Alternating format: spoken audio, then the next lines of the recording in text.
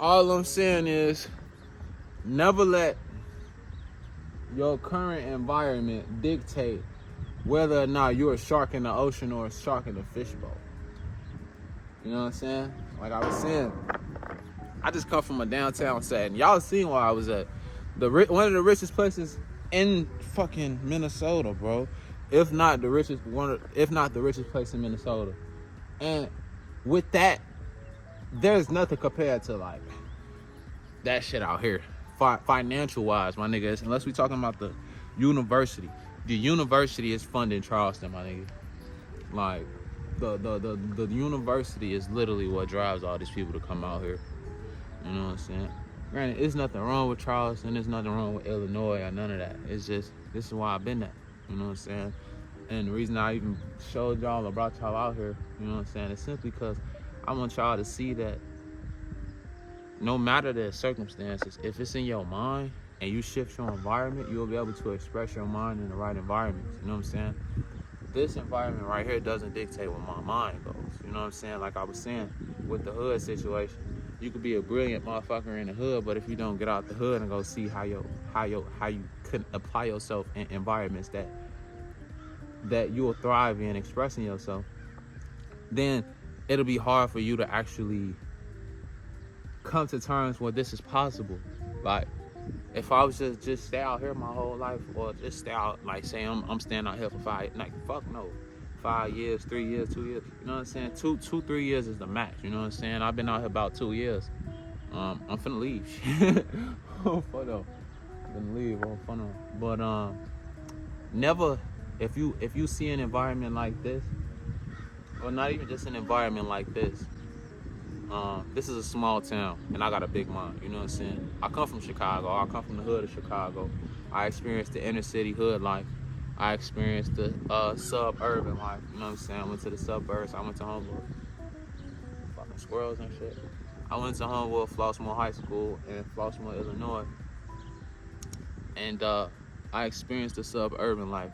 That was like an escape from the city. And I'm like, okay, cool. What's next? I experienced the country.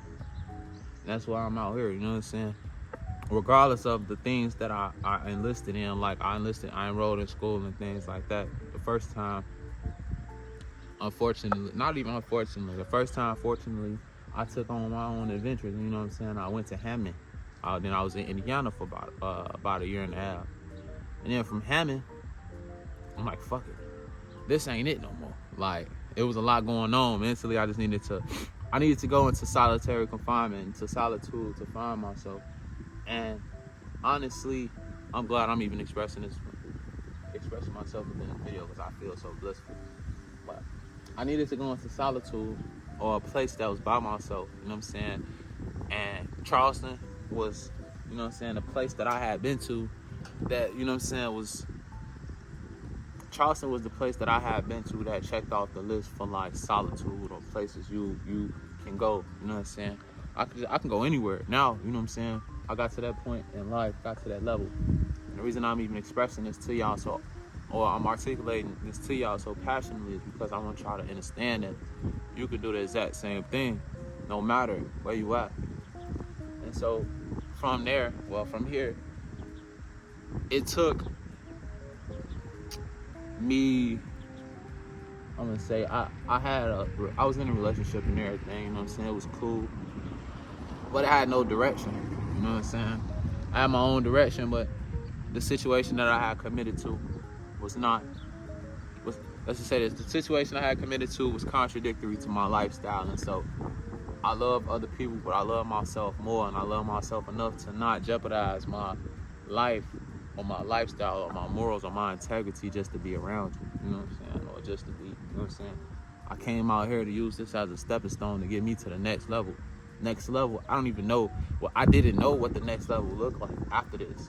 So I had to formulate that while I was here, right? I just knew that I wanted to get away.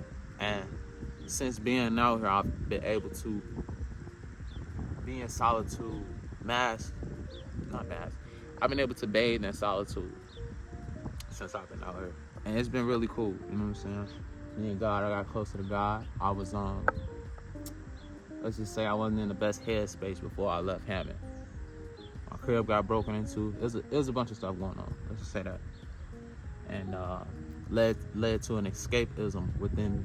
And I was finding myself, escaping myself and things like that. And so within that, I discovered what anxiety and depression was, because I guess those have been two topics that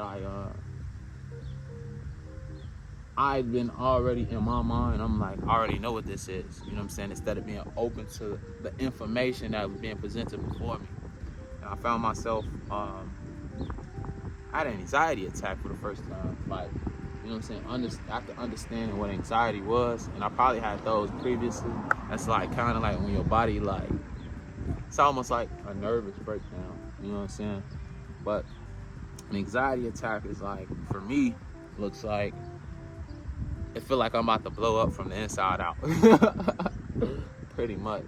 And so I had to learn how to deal with those type of things without reaching out to external sources such as marijuana, such as friends, such as family. Not saying that those people ain't good for, you know what I'm saying, talking to or things like that. But what I'm saying is becoming dependent upon external sources was removing me from, it's not removing me. It was shifting me into another direction that was not in alignment with the purpose that I set out for myself when I came out here. And that was to be in solitude and to elevate. And so I was forced into solitude.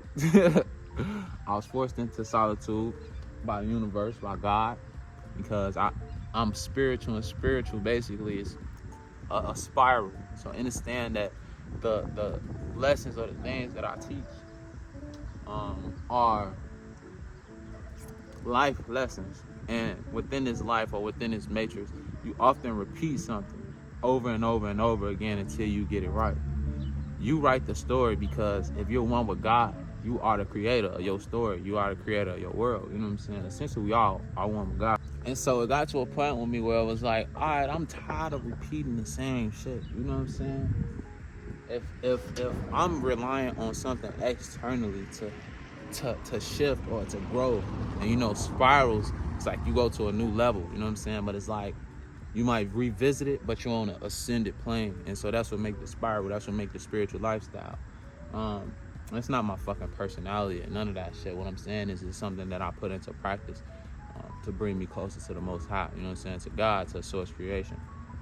And so within repeating these lessons or these cycles, if you're repeating it over and over and over again with the victim mentality, in which I had until I, you know what I'm saying, came into awareness, there's something that you need to do, you personally, to shift your perspective on what it is that you're experiencing so you can elevate. And that's when I stumbled across neural knowledge and polarity and opposites and things like that. And so the opposite of depression is expression. The opposite of anxiety or fear is courage, right? And bravery, you know what I'm saying? So I would go ahead and flip the perspective that I had on these things from negative things into something that I can learn from, something that I can grow from, because the purpose of me even coming out here was for solitude, was for me to grow. This is a stepping stone, like I'm telling you, you know what I'm saying? And so you'll understand that sacrifice, the things that I committed to weren't honoring or in alignment with my goal out here. And so there were certain sacrifices that I needed to make within myself. You know what I'm saying? And marijuana had to be one of them, bro. You know what I'm saying? Also, there's certain environments in which I don't really indulge in anymore. There's certain people I don't really talk to anymore if it's not in alignment with my desired reality or where, you know what I'm saying, as I grow, I shift my perspective to get to, you know what I'm saying? So that'll be like the point B. And so that's why I'm out here. And I'm basically getting y'all, I basically said all that shit to say is no matter the circumstances or no matter where you at in your journey, my guy, you have to understand one of three things. I understand one of three things. Your external reality is a direct reflection of what you're experiencing internally, right? So however you're viewing the world is a direct reflection of how you're viewing yourself. You know what I'm saying? And so once you get to a certain frequency, you can transcend the external reality, and all you need. Once you get to a certain frequency, you understand that you can transcend this external reality, and it'll be not about your physical environment, but your internal environment. You know what I'm saying?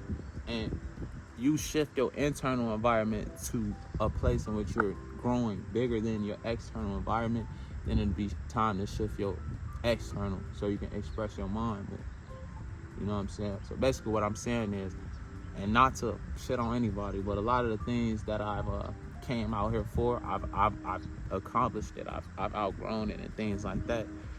And like the spiritual plane or the spiral, I've ascended to a new level, and I'm viewing it from a different perspective. You know what I'm saying? And basically, this environment, it was okay. You know what I'm saying? It was cool for what I set out my purpose for. And once I aligned with my purpose and got the goals done, all right, cool. Now I'm on that next step. I'm on the next level. So when I went to the downtown area, I'm like, okay, cool. This is the next step.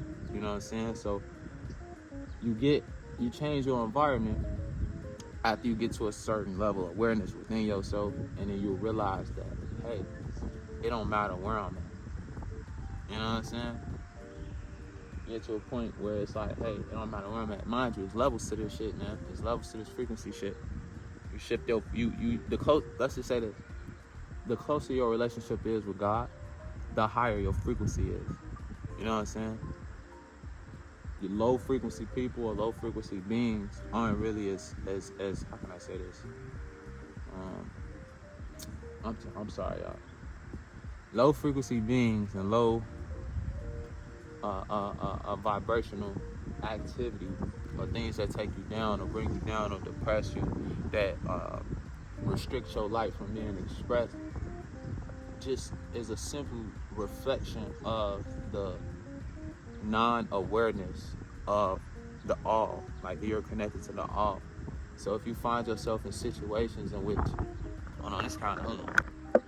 if you find yourself in situations in which you feel low or you feel down, it's simply because, or you're around low negative people or low vibrational people or low frequency people, it's simply because the self-awareness of the connection to the all isn't there. You know what I'm saying? So that's pretty much all I have for y'all right now. Hey, here's the challenge. For the next 30 days, I challenge you to get 1% better every day. It doesn't matter what the day looks like or what you do specifically. Just get 1% better. Make tomorrow better than today. Make yesterday look like shit today. You know what I'm saying? I said I love myself, I trust myself, I did it again. Trusting God all the time, train hit it again. I'm by my guala, by my Benjamins, I did it.